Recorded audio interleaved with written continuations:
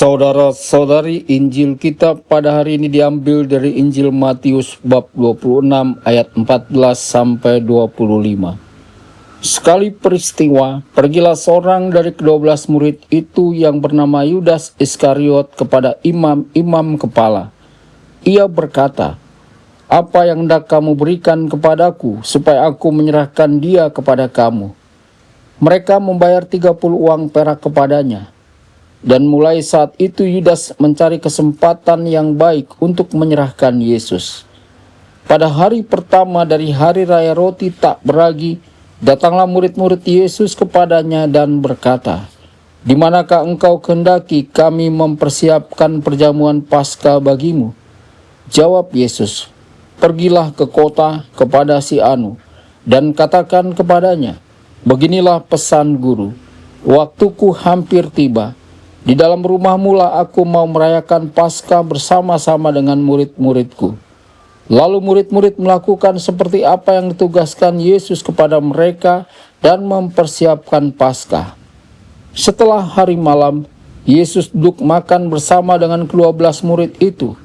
Dan ketika mereka sedang makan, ia berkata, "Aku berkata kepadamu, sesungguhnya seorang di antara kamu akan menyerahkan aku." Dan dengan hati yang sangat sedih, berkatalah mereka seorang demi seorang kepadanya, "Bukan aku ya Tuhan?" Yesus menjawab, "Dia yang bersama-sama dengan aku mencelupkan tangannya ke dalam pinggan ini, dialah yang akan menyerahkan aku. Anak manusia memang akan pergi sesuai dengan yang ada tertulis tentang dia. Tetapi celakalah orang yang olehnya anak manusia itu diserahkan. Adalah lebih baik bagi orang itu sekiranya ia tidak dilahirkan." Yudas yang hendak menyerahkan Yesus itu menyahut, "Bukan aku ya Rabi?" Kata Yesus kepadanya, "Engkau telah mengatakannya." Demikianlah sabda Tuhan. Terpujilah Kristus.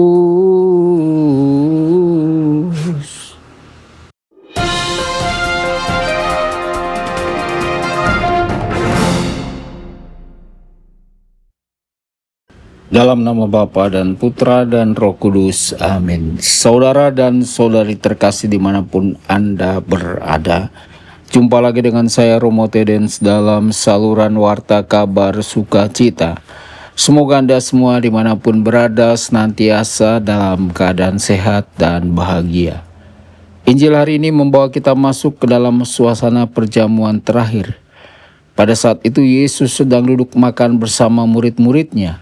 Orang-orang yang selama ini hidup bersamanya, berjalan bersamanya dan belajar darinya. Namun di tengah suasana itu ada sesuatu yang sangat menyedihkan.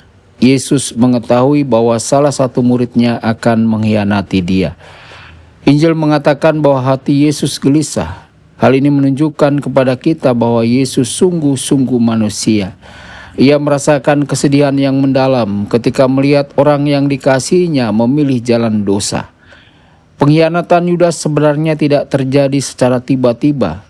Injil memberi petunjuk bahwa Yudas sebelumnya sudah terbiasa mencuri dan berbohong. Dosa kecil yang dibiarkan akhirnya membuka pintu bagi dosa yang lebih besar. Inilah peringatan bagi kita semua. Seringkali kita menganggap dosa kecil sebagai hal yang tidak penting. Tetapi jika kita membiarkannya, dosa itu perlahan-lahan mengeraskan hati kita dan menjauhkan kita dari Tuhan. Saudara-saudari, di tengah situasi yang menyakitkan itu, Yesus tetap setia pada kehendak Bapa. Ia tahu bahwa jalan yang harus ia tempuh adalah jalan penderitaan. Ia akan ditangkap, dihina, disiksa, dan akhirnya disalibkan. Namun Yesus tidak melarikan diri. Ia menerima semuanya dengan penuh kepercayaan kepada Bapanya. Ini menjadi pelajaran penting bagi kita. Dalam hidup kita juga mengalami penderitaan, sakit, masalah keluarga, kesulitan ekonomi, atau berbagai pergumulan lainnya. Pada saat-saat seperti itu kita diajak untuk tetap percaya bahwa Tuhan tidak meninggalkan kita. Bahkan melalui penderitaan sekalipun, Tuhan dapat membawa kebaikan dan kemuliaan-Nya. Saudara-saudari, kisah Injil ini juga mengingatkan kita pada Petrus. Petrus dengan penuh keyakinan berkata bahwa ia akan setia kepada Yesus sampai akhir. Tetapi ketika Yesus ditangkap, Petrus justru menyangkal mengenalnya. Petrus jatuh dalam kelemahannya.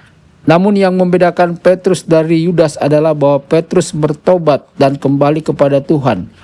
Dari sini kita belajar bahwa Tuhan tidak mencari orang yang sempurna. Tuhan mencari orang yang mau bangkit ketika jatuh dan kembali kepadanya.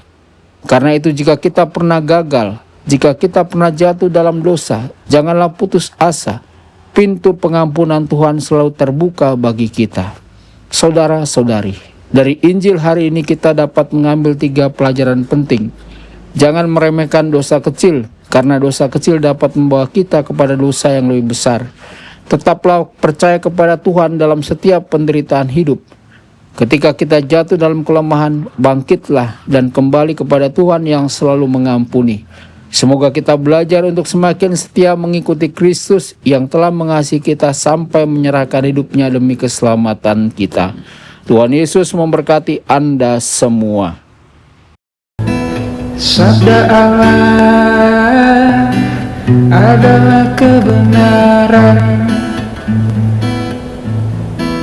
Sabda Allah adalah kehidupan. Mari kita mencintainya, mari kita menghayatinya. Ya Tuhan yang ku muliakan, sabdamu angkat resahku. Mari kita